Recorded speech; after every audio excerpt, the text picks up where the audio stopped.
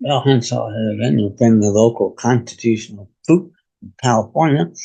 And today's subject matter is that the DemoRats in Congress are afraid that there's going to be a constitutional convention. And that's something they simply can't have, even if it can be lawfully done today.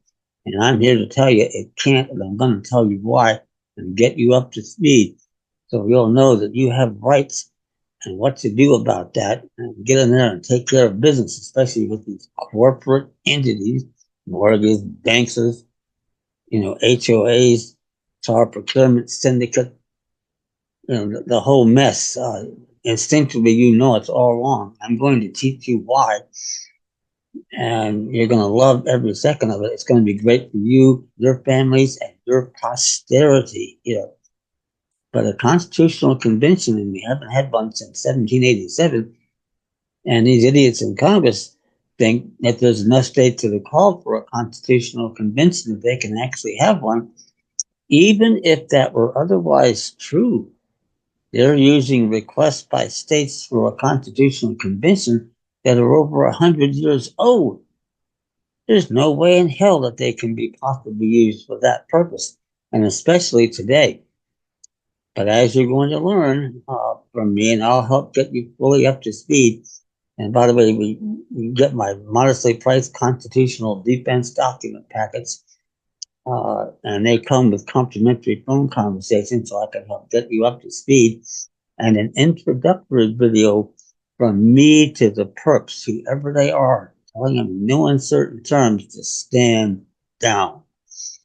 You have somebody not only who knows what the law is and what it's going to take to get rid of you, but who knows how to reach the United States Supreme Court in record speed if necessary. And with this conservative court that now with Trump back in office and with Republicans controlling the Senate, will be there for 10 to 12 years, maybe more. And they're going to have our backs on our issues when we get there, because they're in their fifth term of an all-out assault on the administrative state, sounding more and more exactly like me in the process. I'm ahead of the curve here, and that creates a lot of settlement leverage for you when the time comes with the perps so they can get out from under and not find their collective asses in close proximity to cell 2455 in San Quentin on death row.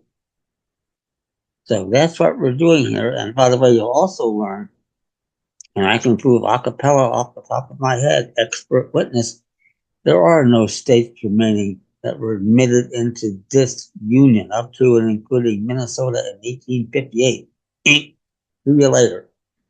The Reconstruction and all that BS and the non-existent 14th Amendment, which you're going to learn a lot about, removed all of the states from the equation. The only problem with that is that nobody who ratified the amendment had a clue about this carefully concealed intent of the amendment. And fortunately, none of them had any standing to ratify the amendment. We're also going to learn that. And that's what breaks us out of this and gets us back to where we have creator endowed alienable rights. And now you can pass them on to your family and your posterity. It's priceless. Exactly the way the framers planned it, the racist framers, when they ordained and established this Constitution to ensure the blessings of liberty to ourselves and our posterity. So a constitutional convention without any sovereign independent states remaining that were admitted into this union, who the hell is going to be there? Nobody. Nada. Nothing. And again, we're going to be excluded by the sovereign body politic of the nation and republic. And right or wrong, or good or bad, people, that's free, white, male, 21. And that is a quasi-white supremacist argument, but it's also the winning argument.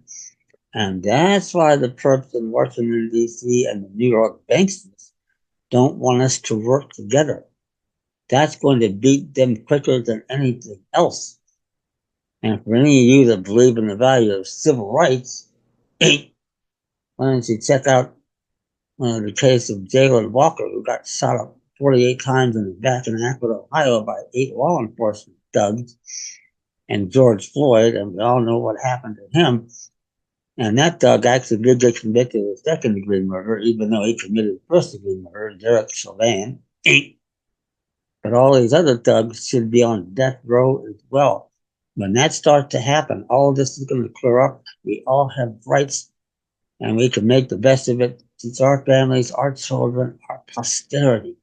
That's why I'm so excited about the work I do, and that's why I've been all in for a long time. And I'll be teaching you. And with my materials, you get complimentary phone consultations and also email if you have questions, and I can explain it to you. It's amazing what those framers did. It really is. And all of that's still in place. That's the important part here. So don't look for any constitutional convention anytime in the near future. But that said, remember to like the videos, tell your friends, get the word out. The faster we get up and take action, the quicker we get out from under.